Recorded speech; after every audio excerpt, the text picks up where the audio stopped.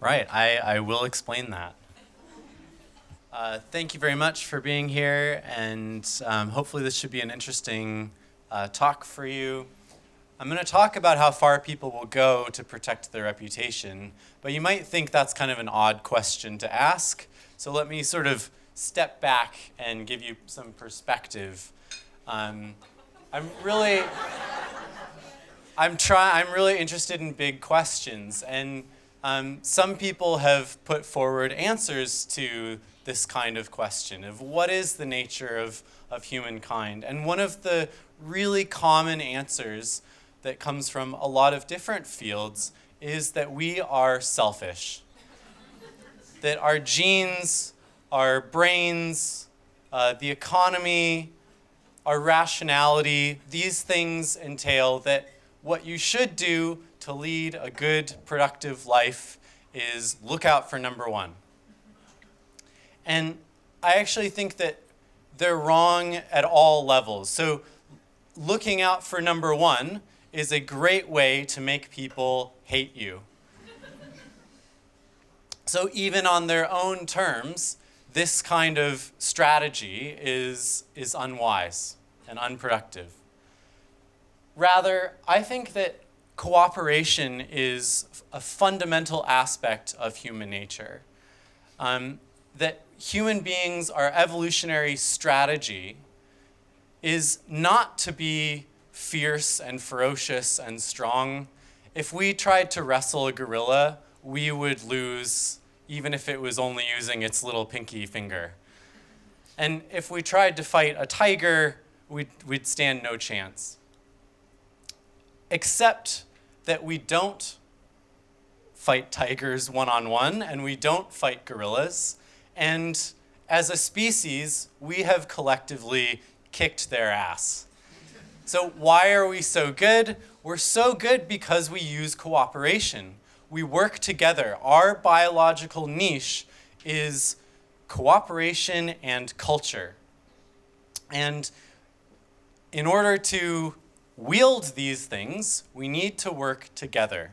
And if we're going to work together, then I need to be able to trust you, and you need to be able to trust me. There are a lot of people out there who are not trustworthy, and they, like Bernie Madoff, will cheat you and take all of your money for themselves. The way to achieve success is through cooperation, and these people are a barrier to it.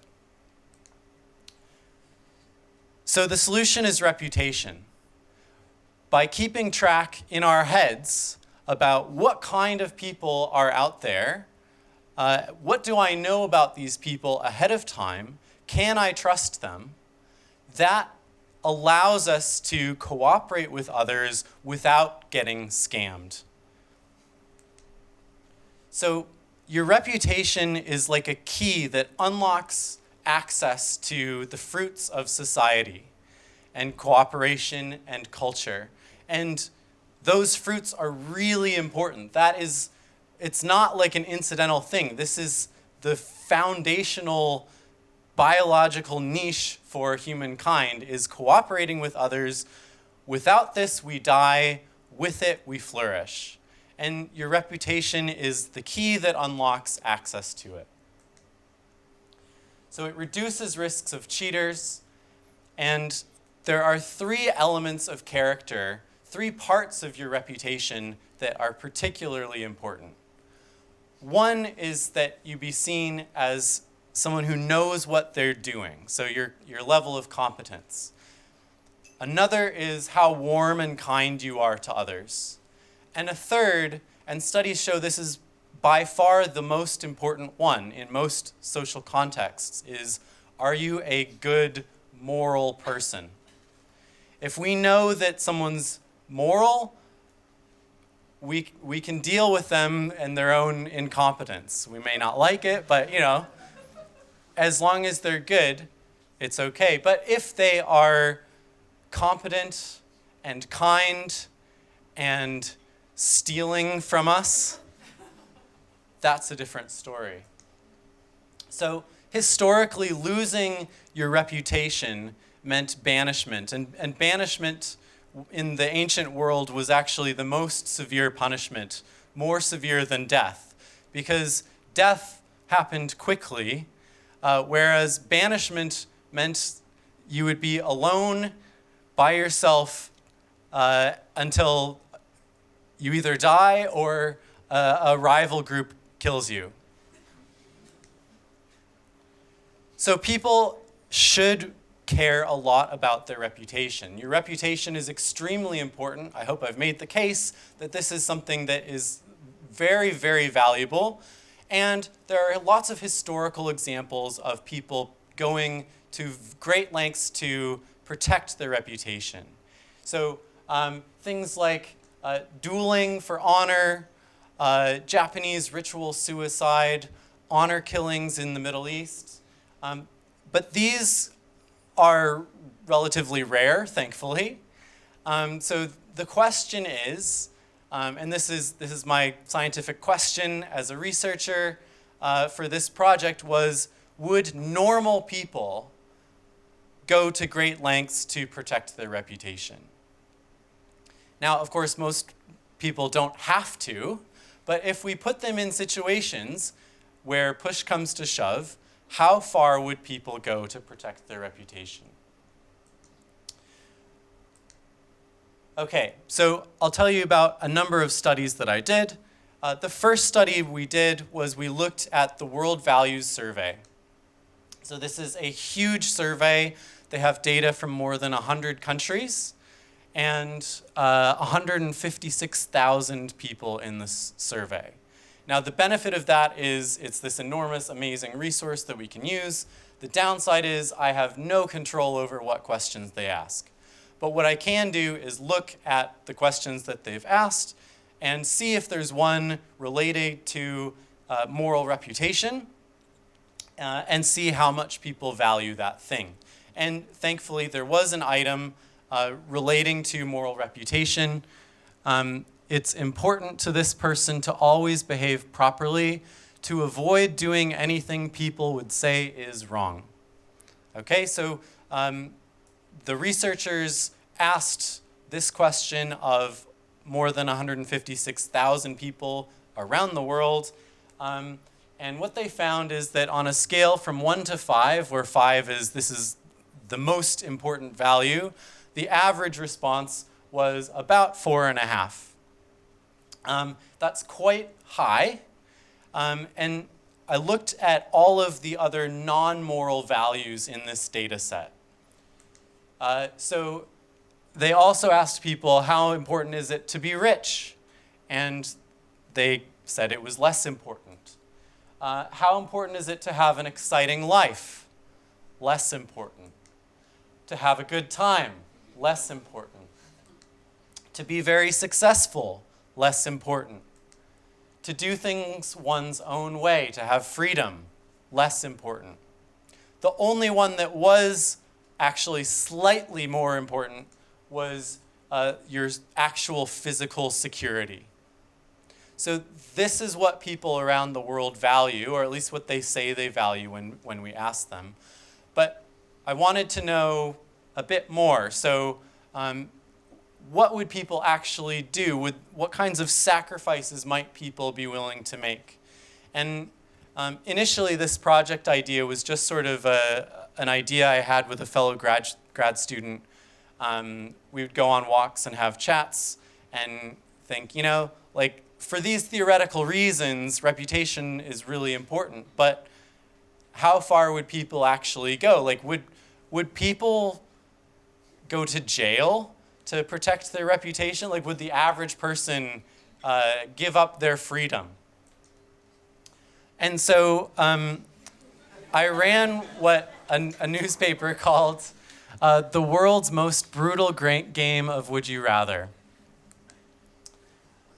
So let's play it together.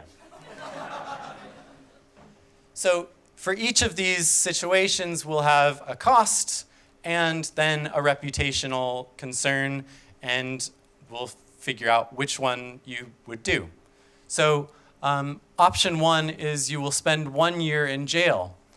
Once you've completed your time in jail, you will no longer be considered a criminal by your community. Option 2, you will spend no time in jail, however, you'll be forever labeled a criminal by your community. Raise your hand if you would go to jail for 1 year. Amazing, right? So what we've just done is we've replicated this study in which we found that approximately 40% of people sampled would choose jail for an entire year rather than damage their reputation. Let's push this a little farther. I got curious, how far would this go? How far would people go to protect their reputation? Option 1, a doctor would amputate your dominant hand. Option 2, you would get a swastika tattooed prominently on your face. Everyone you met would assume you were a neo-Nazi when they saw you. You would not be allowed to explain to anyone, including family, friends, and strangers, why you have the tattoo on your face.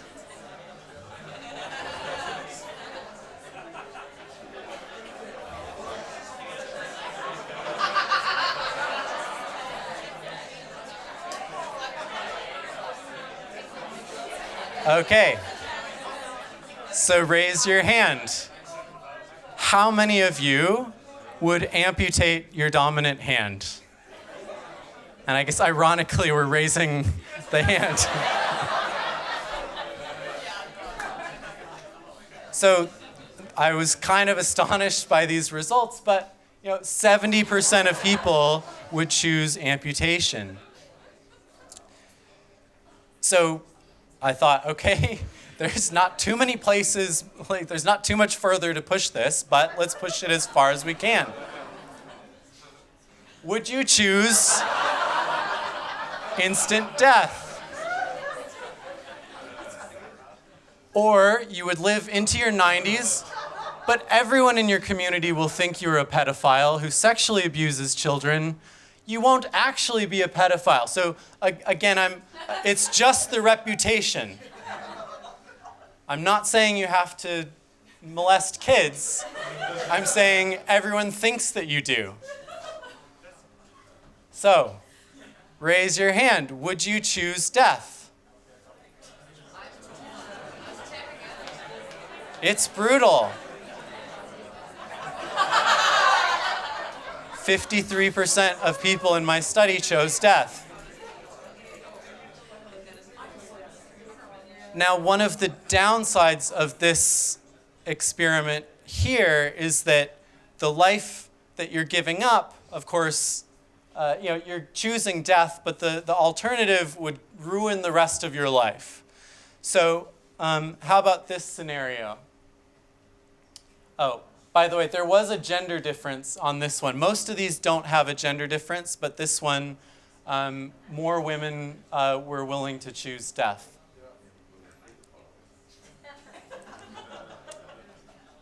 Okay. Option 1, you'll die right now and be remembered fondly by your community. Option 2, you will live into your 90s. Everyone will hold you in high esteem until your death. So everything is normal. Your life quality while living is good. After you die, however, false rumors will spread throughout your community that you were a pedophile and had abused children. There would even be articles about it in the newspaper. The rumors will never be disproven, and everyone in your community will think you were a pedophile who abused children. Would anyone still choose death? Raise your hand. Okay. Yeah, everyone. Yeah. Okay, so we've got a little bit lower rate than we had in our study. We found 30% of people would choose death. So even when it's just your posthumous reputation at stake, people really value their reputation. Okay, now it's one thing to say that you will choose to have your arm chopped off or you'll choose death, it's another to actually go through with it. So what we needed was an experimental paradigm in which people would make a large sacrifice, but one that would be ethical to run. And so what we came up with is the following. So again, there's basically two ethical considerations here. One, we can't actually ruin someone's reputation just because they're a participant in our study. But we do want them to think that we might. And the second consideration is we can't actually cause them permanent damage. Like, we can't actually chop off their hand. But we have to do something that is quite aversive, that they won't want to do. Okay, so here's the paradigm. It's an implicit racism study in which we give people the implicit racism task. You may have seen this, you may have done it yourself. We used the real task. So the way this works is it's a categorization task. So you've got white people on one side, black people on the other side, and then you've got good and bad adjectives. And you're pressing buttons on the screen in response to whether it's a photo of a face or a good or bad word. And it doesn't actually matter because we faked the results. So they do the real test and we give them fake results. And we tell them your results are either that you were a 97 out of 100 on the racism scale, indicating that you're extremely racist. So this was the reputation damage condition.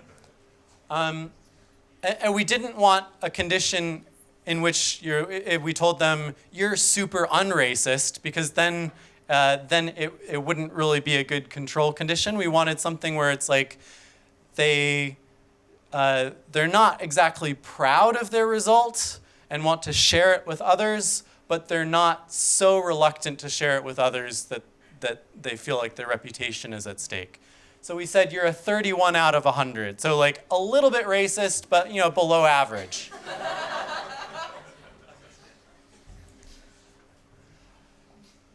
Then after they do this, they receive their score. We rigged the computer to give them one score or the other.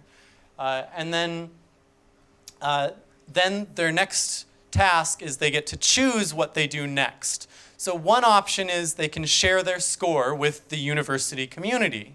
And it will be part of a list of names and scores that will be sent as an email to all the students, faculty, and staff at Florida State University, where I did this research. Option 2 is we tell them we've got some worms that we are going to use in a future experiment, and we need people to do a pre-test on the worms to see how people respond to the worms. So option 2 is you can put your hand in a bucket of worms for 1 minute. And here are the worms. So we chose super worms. These are super worms. They're basically giant mealworms. And the reason we chose them is they're non-toxic. They don't bite. They don't scratch. There's no way in which they can harm you, and they're also extremely disgusting. And just in case you need scientific proof of that, we actually did measure people's responses to the worms, and they indicated, yes, these are really disgusting. So disgusting that very few participants were willing to put their hands in the worms. Hence, that's actually my hand in the worms. There were a couple of other grad students who were helping run this project, and one of them put his hand in the worms and then yanked it out so quickly and violently that we had to figure out a way of keeping the worms from spilling everywhere. So we had a cardboard box that would surround the bucket of worms just so there was some coverage for spillage. Okay. This is what we found. So in the high racism condition, 30% of people chose the worms task. Oddly enough, there was one person who chose the worms task in the low racism condition. We were surprised by this, but they when we talked about it with them, they actually indicated that the 31 out of 100 was like embarrassing for them, and they didn't want even that low level of racism to be known in the community. So even this thing that looks like a failure of the experiment is actually evidence further that reputation is super important. Now, we thought that was the most extreme task that we could do, and yet our peer reviewers, when we went to publish this, insisted that, no, that's not extreme enough. You need to put people in pain. And so I thought, okay, surely they'll be more likely to put themselves in pain than they would be to put their hand in this bucket of disgusting worms. And sure enough, they were. But we replicated the same pattern of results. So we used an ice bucket. So they had to put their hand in the ice for as long as they possibly could. This produces a good deal of pain. Just to get a little technical about it, we didn't actually use an ice bucket because if you use an ice bucket, the water around your hand will warm up and make the task easier. So we actually have a machine that circulates the water to make sure that it remains just above 0 degrees. What we found is that more than 60% of people in the high racism condition were willing to put themselves in a good deal of pain in order to avoid reputation damage. And a small number of people were willing, for the same reason, to put their hand to avoid even that minimal amount of reputation damage. Now, I should mention, of course, we didn't actually send out any emails ruining anyone's reputation, and we took great precautions to ensure participant safety. There are a few lessons that I think are good takeaways. So one is that people are willing to sacrifice a lot to protect their reputation, and it's not just samurai or like sort of extreme people with extreme beliefs or practices. It's normal people. We've done some future research where we've looked at future thinking and found that people who think more about the future and consider the consequences of their actions more fully are more likely to do things to protect their reputation. We've also found that people protect their reputation somewhat strategically. So in that one study, we found that women were more likely to do the thing to protect their reputation. In the worm study, it was just the opposite, that men were more willing to put their hand in the bucket of worms. So it's not that men and women differ in how much they care about reputation. It's just that they'll do different things. They'll make different sacrifices based on their own values and what's important to them. We've also looked at urban-rural differences. So people in rural environments where everyone kind of knows each other's business are more concerned about their reputation, but they're no more willing to do extreme things. It's just that they feel more vulnerable because they probably are. We've also looked at long-term versus short-term mating strategies and found that if you're trying to impress someone as like, I really want a girlfriend, long-term versus like, I just want to hook up with someone, people will emphasize different aspects of their reputation. If we sort of make them choose, like, you can either let them know that you're good in bed or that you're a kind person. If you're looking for a long-term relationship, people want their potential partner to know that they're kind. Whereas if they're looking for a short-term sexual relationship, they prioritize the reputation of being good in bed. So people are strategic in how they use their reputation. We're doing more and more research on this all the time. And I think, I'm going to say one more thing. So this is the hierarchy of needs. You may be familiar with this if you've taken a psychology course. This is an idea from the early 20th century. A psychologist by the name of Abraham Maslow came up with this hierarchy. And the idea of it is that our most basic needs are the things that we satisfy first. That if you're hungry, then it's hard to prioritize other things. If you don't have enough food to eat, or if you don't have a place to sleep, you won't worry about your safety until you've got those other things covered, and then you won't worry about your belongingness until you've got your safety covered, and you won't worry about esteem until you've got all the other things covered. And this, I think, is a useful framework, but I think it's missing a piece, which is that our reputation is the key that actually unlocks access. It's the solution to all of these things. And so your reputation is sort of this meta strategy for solving each of our motivational needs. And I think I may be over time, so I'll stop. Thank you. But I'm happy to answer questions.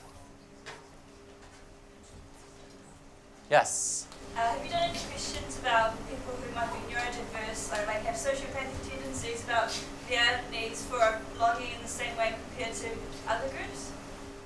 So I think people with sort of difficult, like psychopathic kinds of traits often are also high on Machiavellianism. So these people often will do things in ways to strategically advance themselves, but if you appear too strategic in doing it, it may backfire. And so I suspect that these sorts of things, these strategies may work in the short term. And there's research on narcissism that narcissists often make a really good first impression, but then in the long run, their relationships suffer because people are like, whoa, actually this person isn't the way that they've sort of portrayed themselves to be.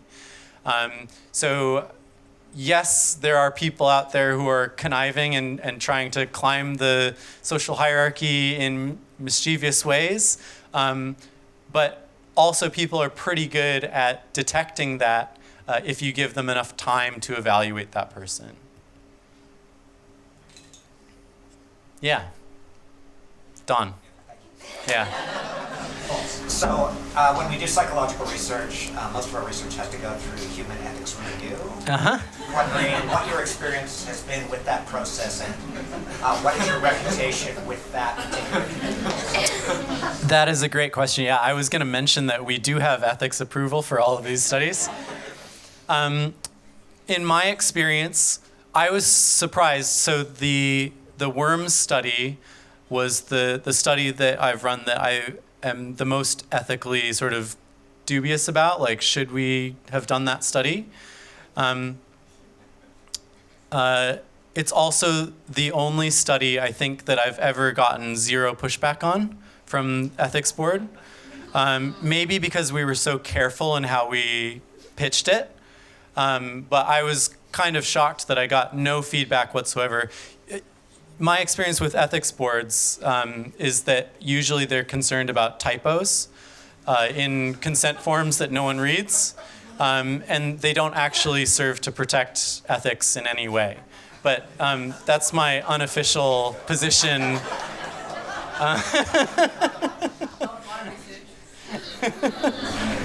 did you find the debriefing process with your participants in the studies where the words are involved as well as the pain?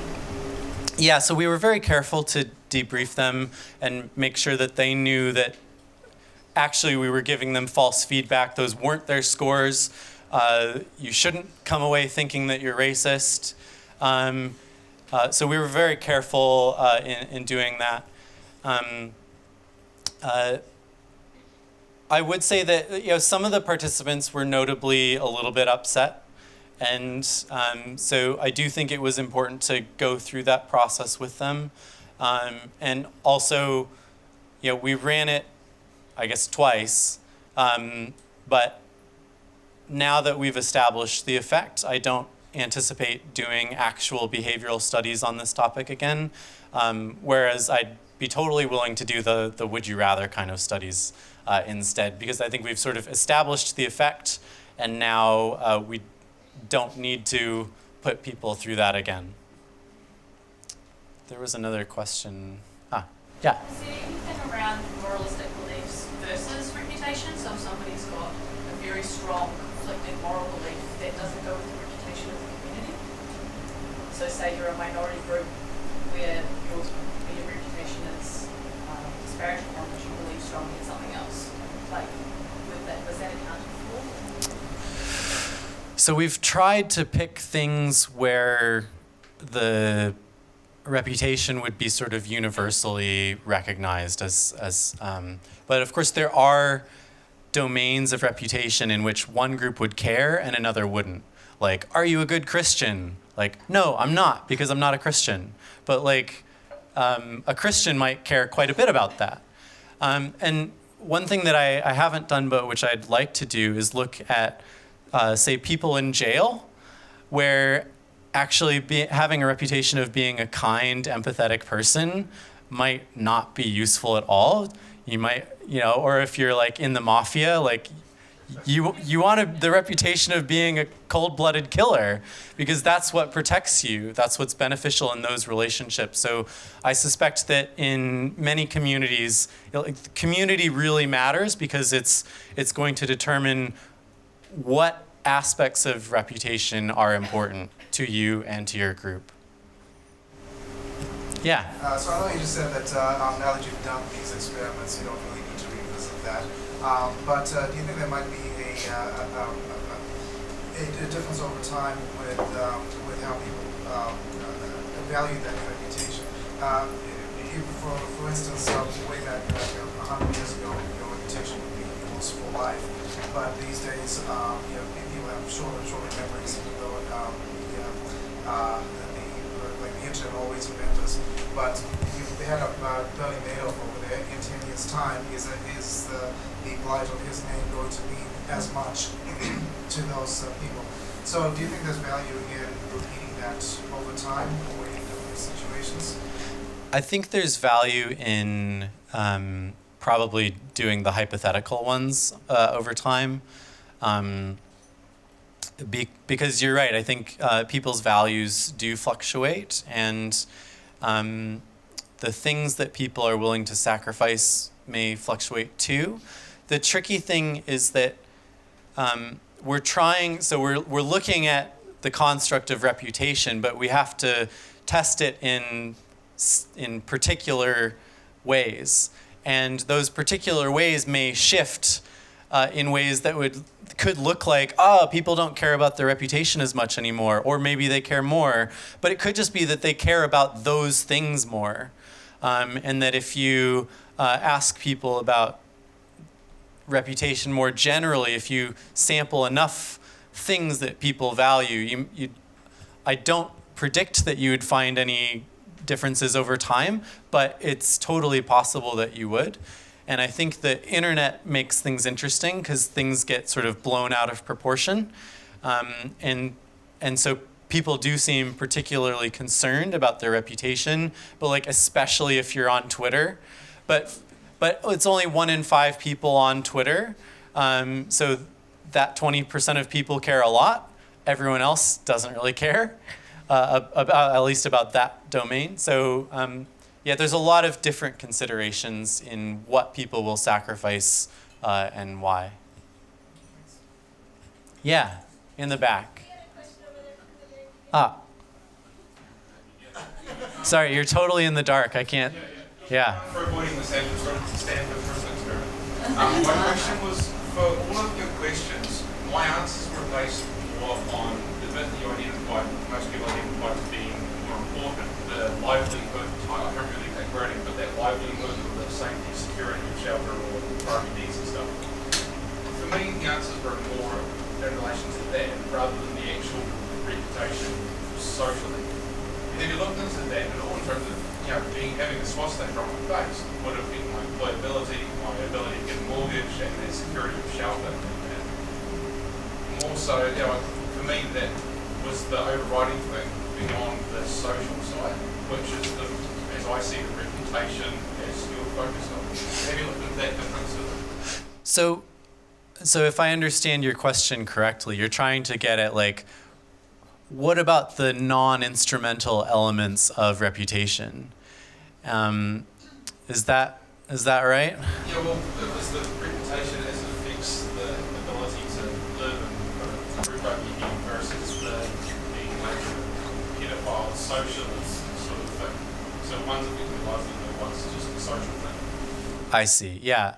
Well, so I mean, I guess my answer is that I think the social thing does impact our livelihood, and that in these sorts of situations, having people think that you're a pedophile has social consequences, and it has consequences for all of your needs, right? There's one of the ideas that inspired this project was a Danish film featuring Mads Mikkelsen, the great actor. And he plays a man falsely accused of molesting a child. And in that film, he's in this small town in Denmark, and his life is completely ruined by this accusation. And your reputation is something it's important to protect because it's instrumental. And part of the reason for that is that other people in your community can withhold resources from you. So in the film, he goes to the grocery store to buy food, and after the accusation, they beat him up and kick him out of the store, and it's the only store in town. So it's like his reputation is literally his life. So in that sense, I do think that reputation is really important. Now there are you could maybe live a life where everyone hates you and you just order stuff on Amazon and get it delivered. But I mean, that wouldn't be a great life. And also, if Jeff Bezos finds out, maybe if you're bad enough, maybe he goes, don't ship to that guy. So one of the things that's core is that, as I said in the beginning, our biological strategy for survival and thriving is cooperation with others. And there's studies on hunter-gatherers showing that almost every calorie that they consume comes from the group. That it's not like, oh, I'm strong, I'm going to hunt the mastodon and then kill it and eat it. It's like it's a group effort.